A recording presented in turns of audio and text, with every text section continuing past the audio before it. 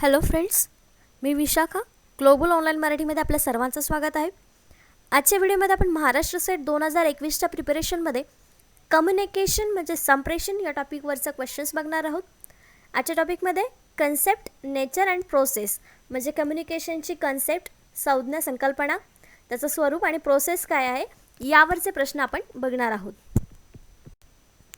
त्याआधी जे Maharashtra set 2021साठी register केलेलं आहे आणि ही एक्झाम क्लिअर करायची अशी त्यांच्या मनात इच्छा आहे, त्यांच्यासाठी एक टेस्ट सिरीज घेऊन आलो आहोत पेपर 1साठी, ज्याच्यामध्ये तुम्हाला मिळणार आहेत PYQs 2011 ते 2020. आपल्याला मागच्या वर्षीच्या पेपरचं ॲनालिसिस करणं किती महत्त्वाचं असतं हे माहिती आहे.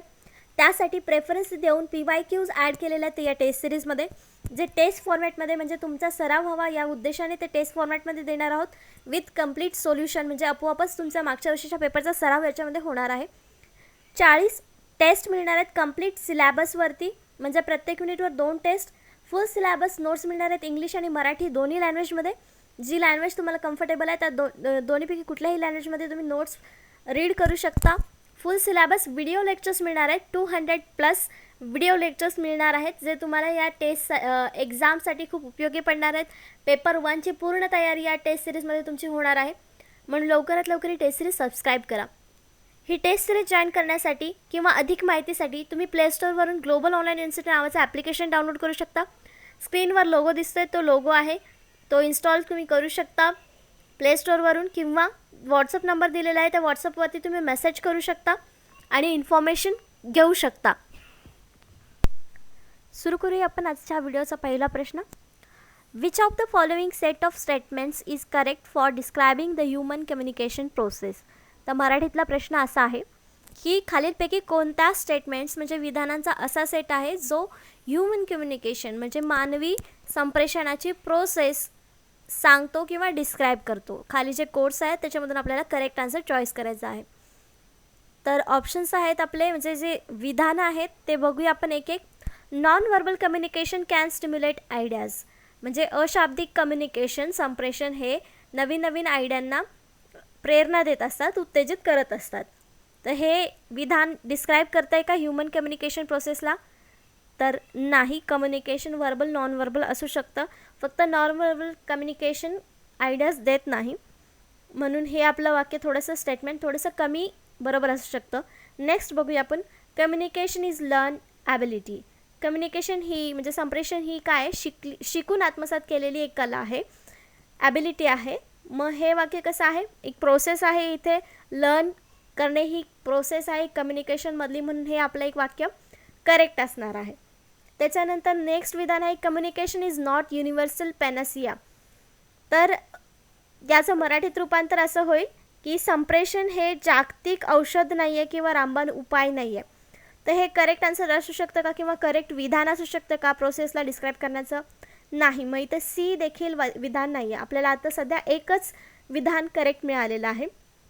नेक्स्ट बघूया. Communication cannot break down. बरोबर, कम्युनिकेशनसुद्धा कधीही ब्रेकडाऊन होऊ शकत नाही, ती एक कंटिन्यू प्रोसेस आहे. मग बी आणि डी हे 2 विधानं जे आहेत ते डिस्क्राईब करतात ह्युमन कम्युनिकेशन प्रोसेसला. पुढचं आहे more communication means more effective learning by students. बरोबर आहे की नाही? हे वाक्य डिस्क्राईब करतं प्रोसेस कशी कंटिन्यू चालत राहिले आणि कम्युनिकेशनमध्ये जेव्हा लर्निंग होतं स्टुडंटकडून ती इफेक्टिव्हपणे होते. म्हणजे भरपूर कम्युनिकेशन झालं की स्टुडंट्स चांगल्या प्रकारे शिकतात, इफेक्टिव्हपणे शिकतात, असं हे वाक्य आहे. म्हणजे हे पण विधान आपलं बरोबर आहे. नेक्स्ट काय आहे? Value of what is learn through classroom communication is not an issue for student. म्हणजे क्लासरूमच्या क्लासरूममध्ये जे कम्युनिकेशन होतं, संप्रेषण होतं, त्याच्यामधून जे काही स्टुडंट्स शिकतात, व्हॅल्यूज शिकतात, त्या कधीही इश्यू ठरत नाही, त्या उलटं चांगल्याच ठरतात स्टुडंटसाठी. म्हणजे हा पण एक डिस्क्राईब करते कम्युनिकेशनचा पार्ट. मग आपल्याला कुठले कुठले विधानं मिळाले जे कम्युनिकेशनचा पार्ट किंवा प्रोसेस डिस्क्राईब करतात? बी, डी, ई आणि एफ. तर हे 4 ऑप्शन्स विधानं कुठल्या सेटमध्ये आहेत, आपल्याला कुठल्या ऑप्शन्समध्ये आहेत? ऑप्शन्समध्ये ए आहे, ए सी ई एफ आपल्याला मिळालं आहे का? नाही. मग ह्याच्यामध्ये काय नाही आहे? ए आणि सी ऑप्शन्स नाही आहेत आपलं, म्हणजे हे ऑप्शन चुकीचं आहे. नेक्स्ट आहे बी डी ई एफ. बी आहे, डी आहे, ई आहे, एफ आहे. मग हे आपलं करेक्ट आन्सर असू शकतं का? आपले 4 विधानं इथं बरोबर आले होते आणि तेच ऑप्शन्स इथं आहेत, म्हणजे आपलं करेक्ट आन्सर असणार आहे बी. बी ऑप्शन करेक्ट असणार आहे का? आपण विधानं बघितले होते की कुठले बरोबर असणार आहे, तर त्या ऑप्शनमधले बी, डी, ई, एफ हे चारही विधानं डिस्क्राईब करतात ह्युमन कम्युनिकेशन प्रोसेसला, म्हणून आपलं इथं करेक्ट ऑप्शन बी आलेलं आहे. बाकीच्या ऑप्शन्सकडे आपण बघणार नाही, कारण आपलं करेक्ट आन्सर आपल्याला इथेच सेकंड ऑप्शनलाच मिळालं. हा जो प्रश्न होता ते कशावरती होता, तर कम्युनिकेशनच्या कॅरेक्टरिस्टिक्सवर होता. तर तो बघूया आपण काय काय कॅरेक्टरिस्टिक्स आहेत communication. It is a two way process involving at least 2 persons. Communication नेहमी 2 व्यक्तींमध्ये होतं, कारण एक मेसेज रिसिव्हर पाहिजे आणि एक मेसेज देणारा पाहिजे, तेव्हा ते कम्युनिकेशन करेक्ट होतं. It is a continuous or dynamic process. Barriers can be overcome to resume the communication. Barriers जे काय आहेत ते निघून जाऊ शकतात, पण ही एक डायनॅमिक प्रोसेस आहे. Its basic purpose is to stimulate the understanding and response of receiver. याच्यामधली बेसिक कन्सेप्ट काय आहे, तर मेसेज आपल्याला जाणून घेणं, रिस्पॉन्ड करणं, ह्या 2 बेसिक कन्सेप्ट याच्यामध्ये आहेत. Communication may be verbal or written. Communication हे लिहिलेलं असेल किंवा तोंडी असेल, फॉर्मल असेल किंवा इनफॉर्मल असेल. It all human relationship formal and informal. Communication is verbal as well as non verbal. हे सगळे जे कॅरेक्टरिस्टिक्स आहेत ते सगळे आपले कम्युनिकेशनचे आहेत, म्हणजे संप्रेषणाचे आहेत. पुढचा प्रश्न बघूया. इफेक्टिव्ह कम्युनिकेशन प्रीसपोजेस, म्हणजे एक चांगलं संप्रेषण जे आहे त्याच्यामध्ये हे पूर्व गोष्टी असतात किंवा असायला पाहिजेत. काय असायला पाहिजेत? ऑप्शन्स आहेत. नॉन अलाइनमेंट, म्हणजे एक सरळ रेषेमध्ये असायला नाही पाहिजे, रेखीव नसायला पाहिजे. डॉमिनेशन म्हणजे वर्चस्व. पॅसिव्हिटी म्हणजे निष्क्रियता. आणि डी अंडरस्टँडिंग म्हणजे समंजसपणा किंवा समजता. तर याच्यातलं करेक्ट आन्सर काय असायला पाहिजे? इफेक्टिव्ह कम्युनिकेशनसाठी यापैकी काय आवश्यक आहे? निष्क्रियता आवश्यक आहे, वर्चस्व आवश्यक आहे, की नॉन अलाइनमेंट म्हणजे एक रेषीय नसावं, का अंडरस्टँडिंग आवश्यक आहे? ऑफकोर्स याचं करेक्ट आन्सर असणार आहे अंडरस्टँडिंग. अंडरस्टँडिंग म्हणजे समज असेल तर आपलं कम्युनिकेशन जे आहे ते इफेक्टिव्ह होण्यास मदत होते.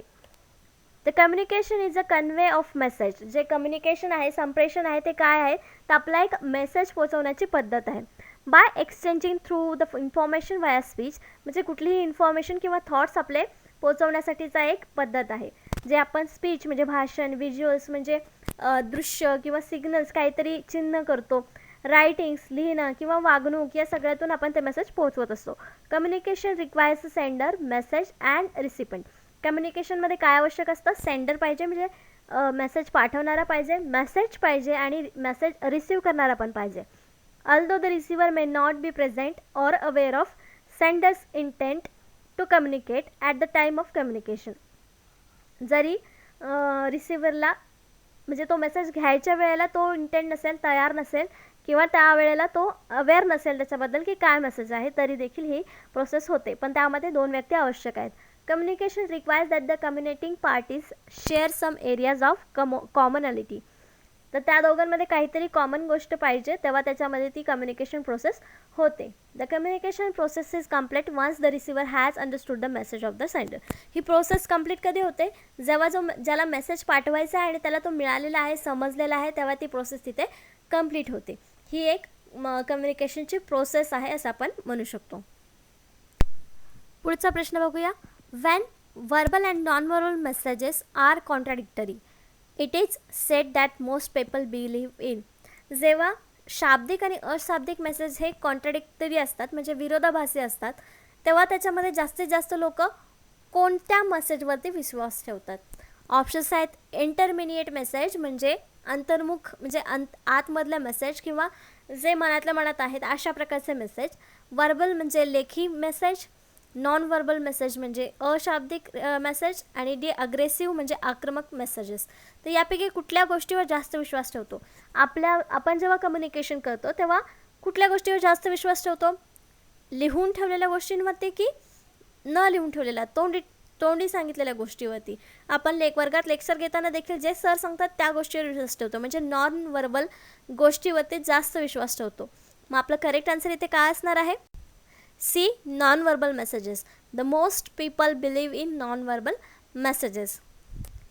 याचं रिझन असं आहे, people tend to pay more attention to how you say something rather than what you actually say. म्हणजे भरपूर लोक हे तुम्ही काय बोलताय, कसे बोलताय याकडे लक्ष देतात, जे की काय बोलताय याच्यापेक्षा कसे बोलताय याकडे जास्त लक्ष देते. You communicate non-verbally more than you engage in verbal communication, and often use non-verbal expressions to add to or even replace words you might otherwise say.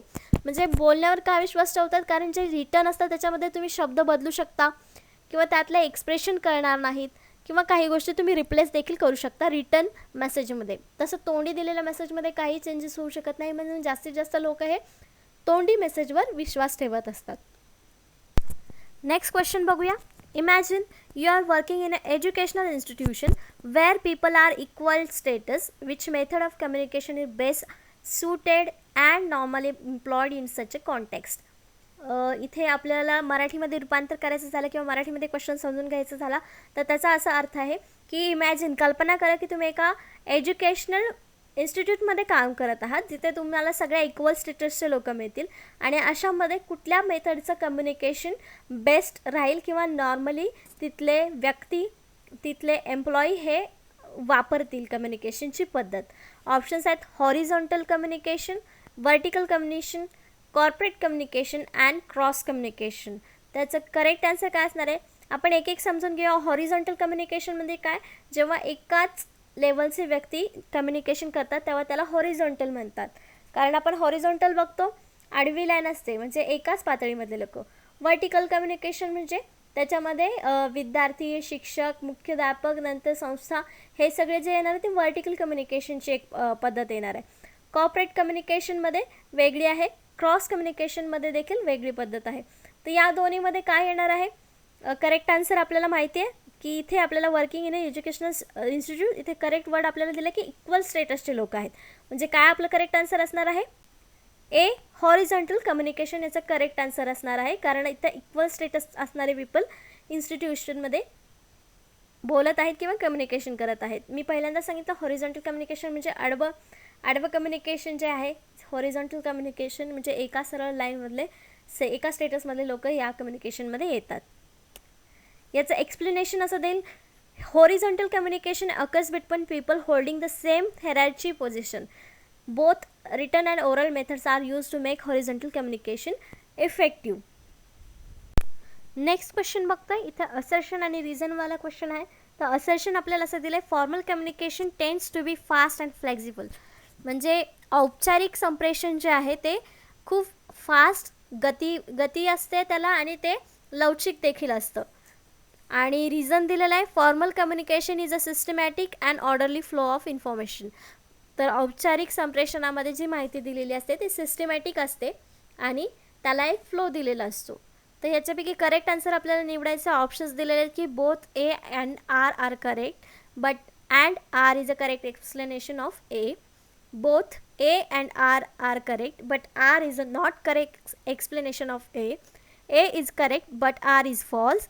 A is false but R is not, R is correct. तर हे 4 options दिलेले आहेत. मग आपल्याला एक एक check करावं लागेल. असर्शनमध्ये काय दिलेलं आहे की औपचारिक संप्रेषण जे आहे ते फास्ट आणि फ्लेक्झिबल असतं.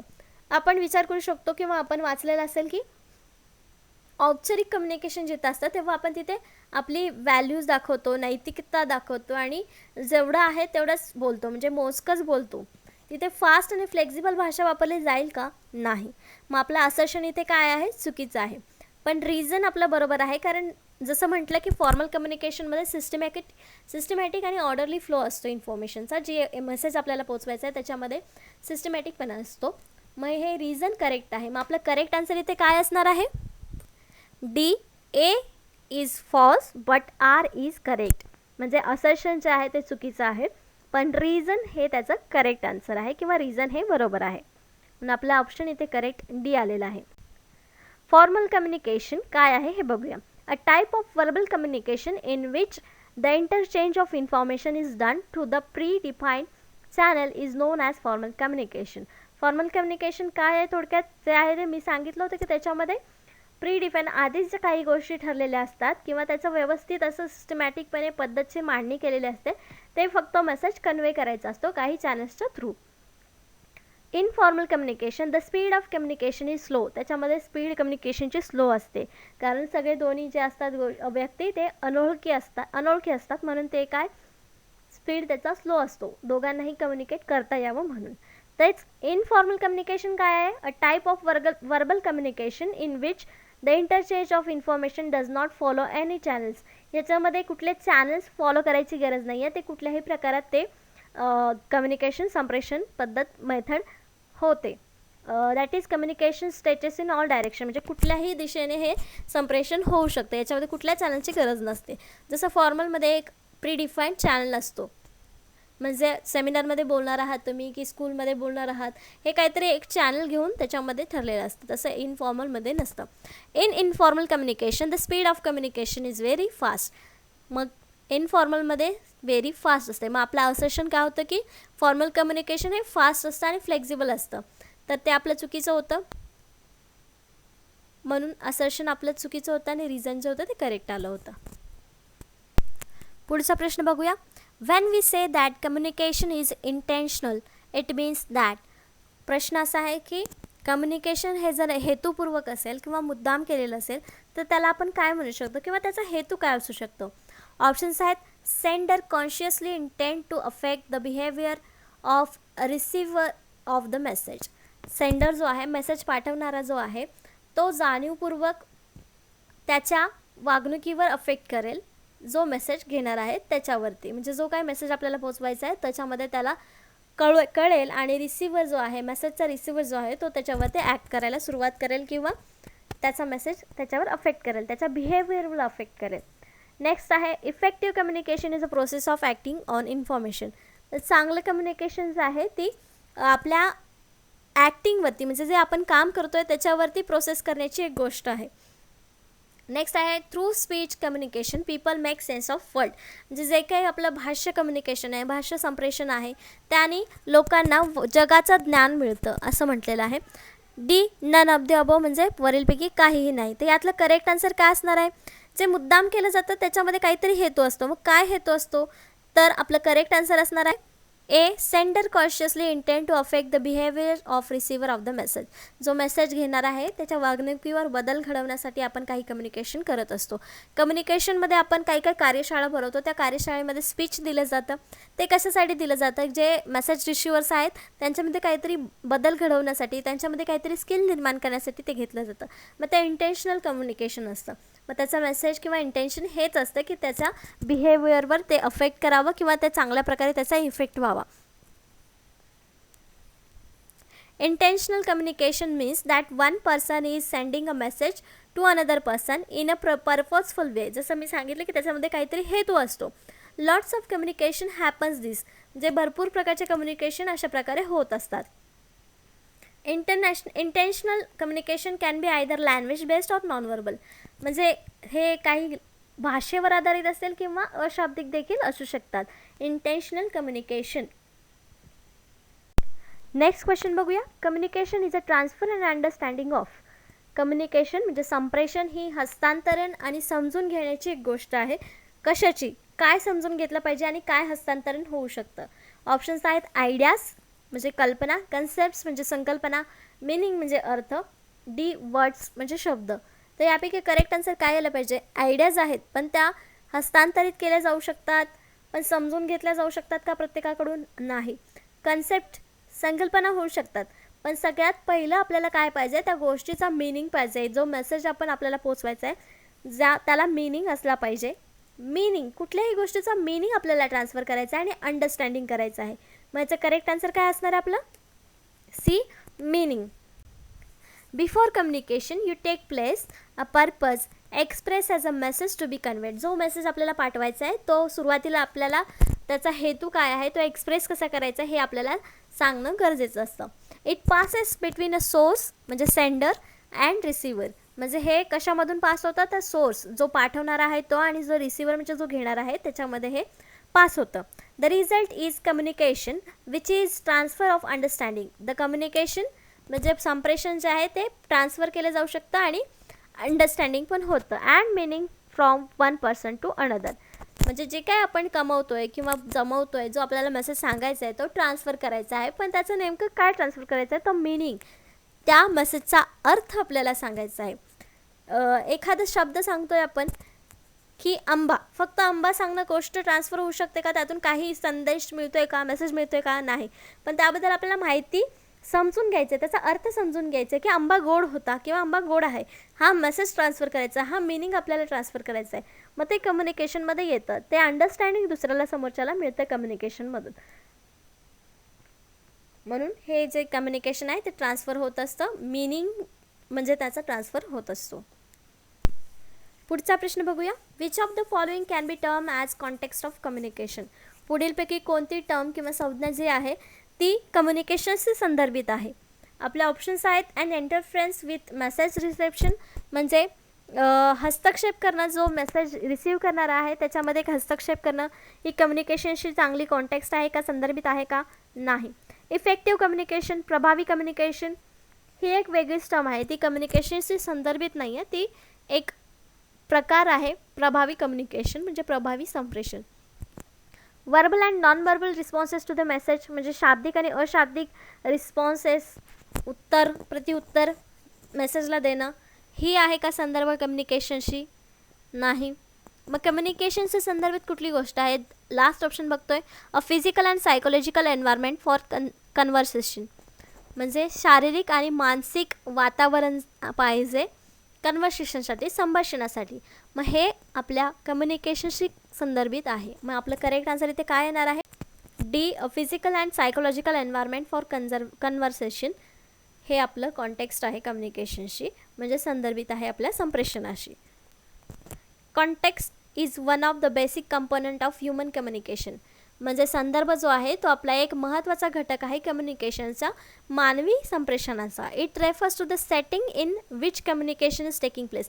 हे आपल्याला काय सांगतं की कोणत्या प्रकारच्या कम्युनिकेशनमध्ये, संप्रेषणामध्ये तुम्ही बोलत आहात किंवा कुठल्या प्रकारामध्ये तुम्ही संप्रेषण करत आहात.